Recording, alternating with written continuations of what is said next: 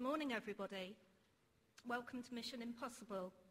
I'd like to introduce myself, Rachel Blurt, the IT Modernisation Lead. I'm Tracy Hine, Clinical Lead. And I'm Jeremy Hocking, the IT Business Manager. We were going to come down from the ceiling to make our entrance, but unfortunately Patrick's budget wouldn't allow this. So, should you choose to accept it, integrated IT to support high-quality integrated care. Our commitment is to deliver information and mobile working to support clinicians and patients available at the point of care, to deliver the common assessment framework across health and social care to enable integrated team working across agencies. We will continue to improve the patient experience by reducing duplication and having the most up-to-date record available. We will support clinicians with good information and intelligence. And last but not least, underpin QUIP, which I know everybody fondly loves, by exploiting technology and new ways of working to make the workforce more efficient and productive. So our business, we're known as Community Health Services and currently operate as part of an arm's-length provider of Cornwall and Isles of Scilly PCT. We deliver services in a predominantly rural county with a sparse and scattered population. The proportion of elderly population is the highest in England and projected to increase further. We employ 2,400 staff, we have a turnover of 86 million, and we deliver 50 service lines, which are detailed on the next slide. This is a picture of Liskeard Hospital in the east of the county. This hospital was featured in the TV series Doc Martin.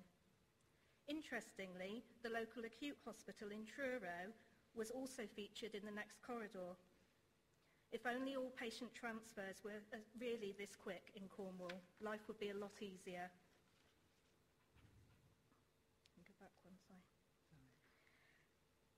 So we also provide other services, including 14 community hospitals, including the Isles of Scilly, community nursing, including district nursing, community matrons, therapies, including physio, OT, speech therapy and podiatry, specialist nursing, including stroke, heart failure, diabetes and Parkinson's.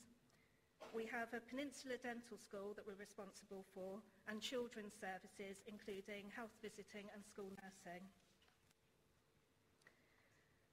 We deliver services in a variety of care settings, as you can see listed on the slide.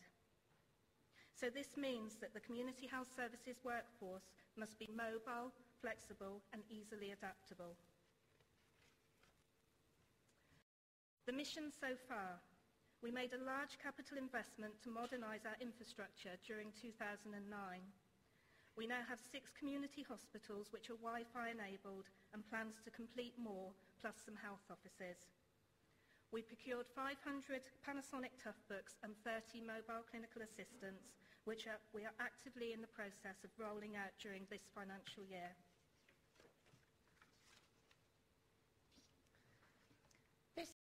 Excuse me, got a terrible cough, so forgive me, represents an average day of travel in Cornwall for our clinicians before we started the rollout of the Toughbooks. And it does feature just some of the available properties in Cornwall should you consider moving there. What it demonstrates, though, is the number of journeys to and from the patients' homes, hospitals, GP surgeries and pharmacies. As you can see, it's cluttered and confused. I had it in my head like spaghetti, but we couldn't get spaghetti on a slide. An average day clocks up many, many miles. Remember this map, though, because we're going to do spot the difference a little bit later on. This is Sarah. She's one of our occupational therapists in Cornwall, and she's visiting Queenie. Queenie is a lady who needed to have an assessment, and Sarah went out with her Toughbook to do this. Queenie used to work in IT many, many years ago, and to use her word, she thought it was marvellous that Sarah was there using this Toughbook with her. This is another Sarah. Not all clinicians in Cornwall are called Sarah, it's purely a coincidence. Sarah is a district nurse working in a very, very small office with 2 desktop PCs between 7 staff. There's always a scramble at lunch times and at the end of the day to input activity data, order equipment, check lab results, that sort of thing. It's time-consuming and frustrating for clinicians and can mean a delay in recording vital data. Now with the Tough Book, Sarah and her colleagues can access this information securely anywhere in or out of the building and at any time of the day. When Sarah leaves the office, before she visits her patient, she logs onto her Tough Book, downloads her assessments for the rest of the day, and she can then undertake that assessment with the patient and agree a plan of care. And because I'm a nurse, I have to do this. In line with equity and excellence liberating the NHS, Sarah can now, with the aid of her Tough Book, involve patients fully in their own care. She can access online educational information, choose and book with the patient, and view and discuss right there with the patient their recent investigation results. Sarah and her colleagues no longer need to return to the office at the end of the day. They can access everything wherever they are, making their day much more flexible. Alongside the Tough Book rollout in Cornwall, as if that wasn't a big enough challenge, we're also implementing the Common Assessment Framework. Now, we've talked for years about a single assessment process. Well, it is finally here in this form. Now, in Cornwall, we're doing it electronically, sharing the information using ShareCare software, and that's just a screenshot of some of the software. That's hosted by IBM and Esprit, who I think are here today, so thanks. Thank you. What it does is enables us to share assessments across our health and social care partners. Any clinician will know how long it can take to find the right information and how often that information is duplicated. The Common Assessment Framework is designed to be patient-led rather than clinically led. So therefore, having the right tools, in this case a Tough Book, enables us to share, record and update the assessments involving the multidisciplinary team. The development of health and social care hubs being implemented in Cornwall will also heavily rely on accessible, up-to-date, multi-professional information to ensure best outcomes, and hopefully the electronic technology will help us. The other thing we're doing as well is installing mobile clinical assistants in our community hospitals. The whole point of them is that you can, for the patient and the clinician, to enable by-the-bed data. They can be used for accessing pathology, viewing x-rays, taking photographs and order comms. So instead of having to write out blood forms, x-ray results, you can do it all by the MCA. By accessing ShareCare, our hospital staff can also use the assessment information as referral detail from the community. Therefore, they can plan more appropriate admissions and improve discharge planning. In the picture is Sister Honeychurch. That's her real name, but she isn't Sarah. And Mrs. Rogers, a real patient. Sister Honeychurch is checking on Mrs. Rogers' INR while she's on the drug round before she issues the warfarin. The MCA means she doesn't have to move away from the trolley, or go and check the computer. The other advantage of the MCA is that when asking patients questions around the nursing metrics and patient experience, they can touch the screen with ease, they can actually see the questions and the answers, and it makes that process much easier. In one of our hospitals, we're trialling the MCA on a trolley because nurses struggle with little screens, with a keyboard. This would normally be referred to as the COW, so it's a computer on wheels. However, we do try to avoid the acronym now in Cornwall because someone came to the ward, asked where the COW was, and was directed to the nurse in Bay 2. So our challenges then. The biggest challenge, I think, is the cultural change for clinicians.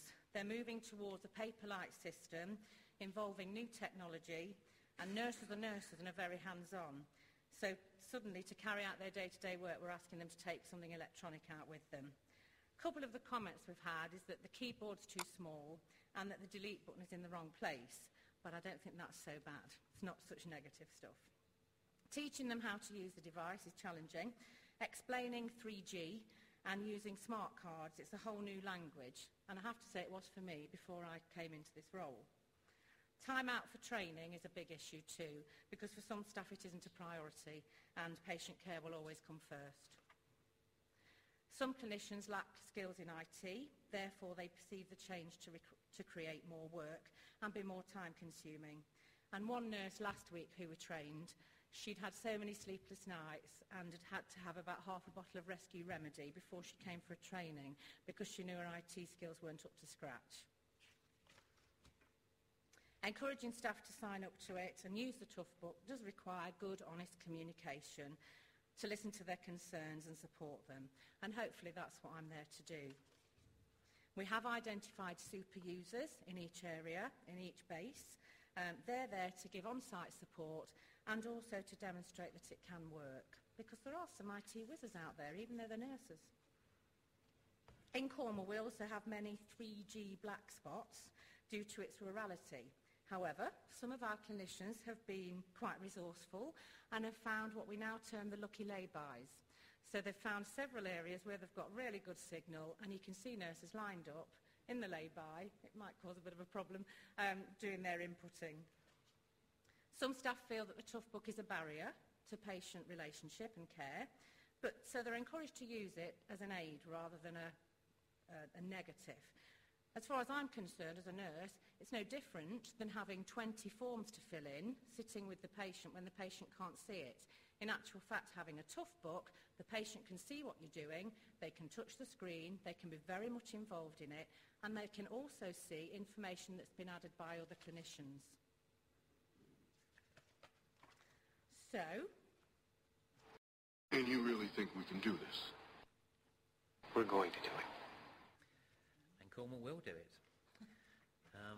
The technical challenge from an IT perspective is to provide a workable solution that enables the clinician to deliver a quality service and enhance the patient experience.